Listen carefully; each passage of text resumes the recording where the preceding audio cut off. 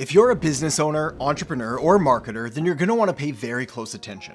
Because in this video, I'm going to show you how to position your business and marketing for success during a recession, and the steps that I'm taking that turn times of economic uncertainty into opportunities for massive growth.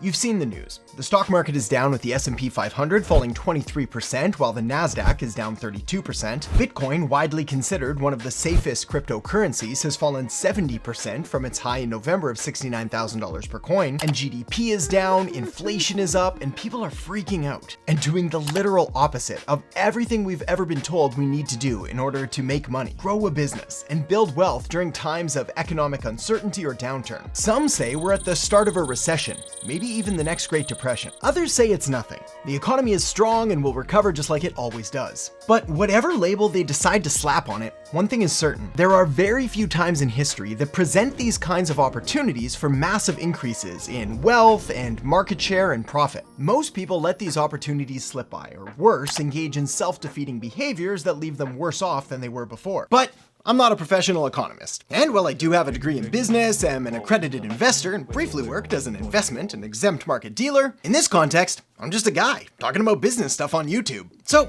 take what I'm about to say with a grain of salt and let the facts speak for themselves. Because the fact is, a recession, a depression, an economic downturn, or whatever else you want to call it, it's nothing new.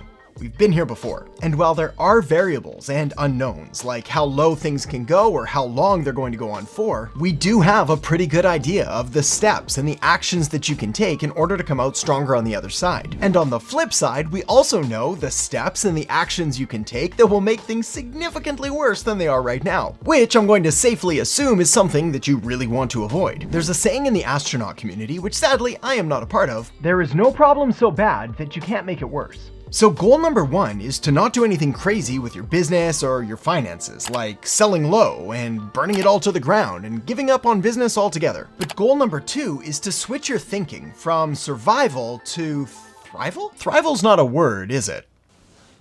I don't know. So here's how to make your business and your marketing thrive during a recession. How to not only not lose money, but actually profit more than you ever thought possible. And it all starts with the important understanding that not every business suffers during a recession. Some businesses aren't just recession-proof, they actually thrive and experience higher profits during recessions. To get nerdy for just a second, in economics, these kinds of businesses are called inelastic, which means that demand doesn't change in relation to price. For example, grocery stores tend to do really well as people need to eat no matter what kind of economy we're in, and they tend to cut back on eating out at restaurants instead. Healthcare is another industry that does well, as just like eating, well, people need healthcare and medicine, and in some cases, demand for mental health services increases as well, which is a sad and unfortunate element of difficult economic times, but still something you need to be aware of. Businesses that sell products and services for children also do just fine during recessions, as there's only so many days a parent is willing to go without the basics, like diapers and clothes for their kids.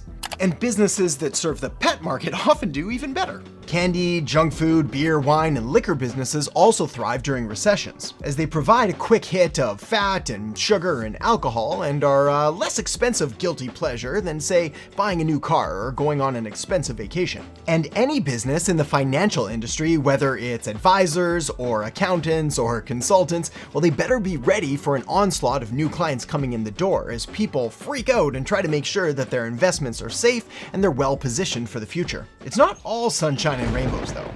Businesses like restaurants and fashion and luxury retailers, more expensive electronics, almost all travel and real estate and automotive purchases, as well as many other consumer goods almost always take a hit. But regardless of where you fall in the recession-proof to recession-vulnerable scale, there are a few things you can do to put yourself and your business in the best position possible. Starting with strategy number one, taking a look at your business's offer mix. Knowing that certain businesses and industries and offers are better positioned than others in times of economic uncertainty or downturn, well, it only makes sense to take a closer look at your business's offers and see if there may be some room to shift some things around just a little bit. For example, do you sell staples like basic food, anything to kids or pets, or anything in healthcare? If so, you're probably fine. If not, are there ways that your business could start incorporating some of those elements into your offers? If, on the other hand, you're on the complete other end of the spectrum, selling premium, high-end, or luxury goods and services, so long as you're appealing to the top 5% of the market, you're probably going to be fine too, as this market segment tends to buy regardless of the economy. The most dangerous offers or businesses to be in right now are deferrable products or services, things that people can simply put off buying until later. These are things like new cars or new homes or other big but not urgent purchases. If you sell these, one of the best things you can do is to double down on your marketing and lead generation efforts.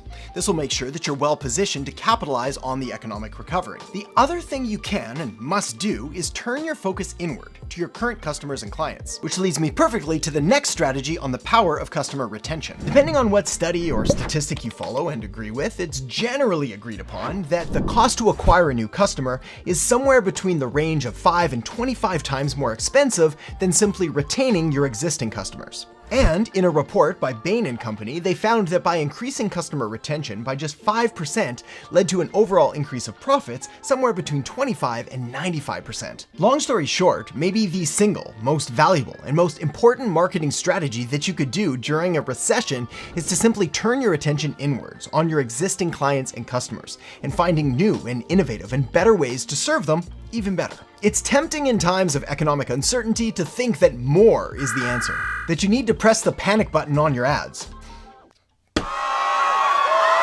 Crank up your lead gen efforts and start spending your evenings and your weekends doing biz dev. But maybe all you need to do is take a step back, look at your existing customers and start finding ways to serve them better. Of course, it helps if you have a little bit of breathing room in which to do this, which is why strategy number 3 is all about cash flow. When it comes to business and money, revenue and profit get all the credit. But to survive tough times and to simultaneously be able to take advantage of new opportunities as they present themselves, you need cash. And the bigger your expenses, the more uncertain the economy, and the lower your risk tolerance, the more important your cash flow is. Now, ideally, you'd have 90 days, 180 days, maybe even 365 days of extra expenses stored safely away. But the general rule is to have around 3 to 6 months of operating expenses stored safely away, so you're able to continue to operate and not forced to do something silly or dangerous just to keep your business alive. So if you've already got that, then good work. You're covered. But if not, and most businesses are in the not category, well, then the priority for the next few weeks and next few months is to try to build up this buffer, this reserve of cash, to whatever level you feel comfortable with. But the beauty of having enough cash on hand extends far beyond simply staying alive, and it puts you in a powerful position to take advantage of rare and sometimes even once-in-a-lifetime business opportunities, which leads me perfectly to the next strategy, contrarian thinking. One of my favorite Warren Buffett quotes of all times is "Be fearful when others are greedy, and greedy when others are fearful." Or in other words, zig when they zag, or zag when they zig. Or if they're zigging and zagging, then you better just get out of the way. That's crazy. Whatever the case, the lesson here is that if you do whatever most people are doing, you're going to get what most people are getting. And like I said earlier, most people are doing the literal opposite of everything we've ever been told to grow a business and make more money and profit during times of an economic recession. For example, 3 of the most basic and well-known principles in investing that all kind of work together are to buy and hold, DCA or dollar cost average into the market, and of course, buy low, sell high. The buy and hold part is self-explanatory. This is investing for the long run, not trading in and out trying to make a quick buck. Then, dollar cost averaging is just a fancy pants financial term for making regular contributions to your investments regardless of whether the price is higher or lower than usual. And buy low, sell high is more of a trading strategy, but it could also be used for profit harvesting, where you try to buy things at a lower price and then sell them later at a higher price. These aren't secrets, and if you're even somewhat interested in money and in finance and in investing, then I know you've heard these before. And yet, even though most people know that these proven principles are what they should do, they do the complete opposite. Buy and hold? Forget it. Most people bought high when they thought things were going to just keep getting better. And now they're selling low, thinking that they're just going to keep getting worse. And even though investments like stocks and crypto are cheaper than they've been in a long time, most people aren't buying because they're freaked out. Most people, but not all people.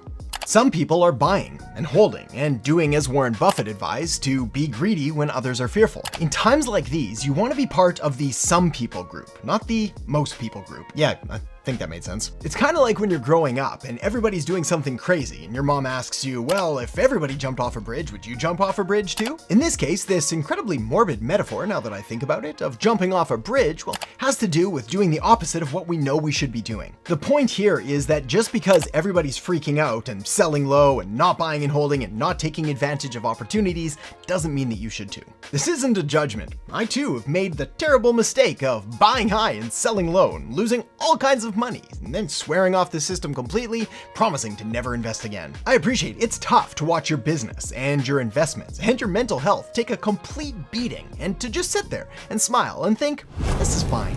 Everything's fine. I'm good. But that's exactly what the world's best entrepreneurs and business owners and investors are doing right now. And they're positioning themselves perfectly for a recovery whenever that happens. And if history has taught us anything, a recovery will happen. So to make sure you're even more prepared, the next thing you're going to want to do is focus on learning the most important money-making skill of all: marketing, which will give you the ability to generate new leads, new customers, and new sales on demand. So to help you do that, I've linked up a video right here on some of my best marketing strategies. So make sure to check it out now, and I'll see you in the next video. What the mere exposure effect is a psychological phenomenon that says we as people, as humans, we associate frequency with trust. So the more often that we show up in front of people, the more often that they see us, the more they know us,